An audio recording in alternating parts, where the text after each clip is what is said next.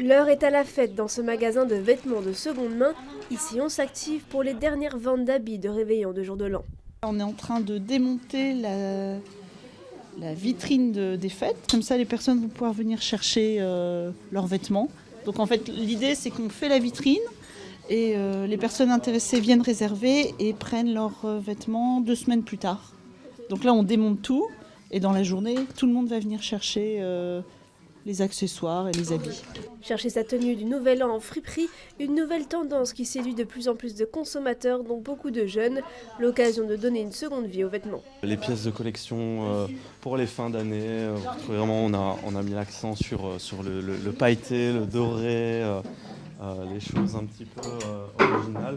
On a aussi des robes de fête, des robes de cocktail, on a vraiment des choses, par exemple ça, je trouve que c'est très tendance aujourd'hui, ça fait très Valentino. Cet engouement ne se confirme pas seulement pendant les fêtes, les clients sont souvent des habitués de ce concept, une alternative tendance à la fast fashion. Je le fais généralement pour des buts environnementaux. J'essaie de minimiser mon empreinte carbone en achetant de la seconde main. J'aime l'idée du vintage. C'est cool de porter quelque chose qui date d'il y a 10 ou 20 ans. En Espagne, on achète beaucoup dans les marchés aux puces parce qu'en Alicante, il y en a beaucoup.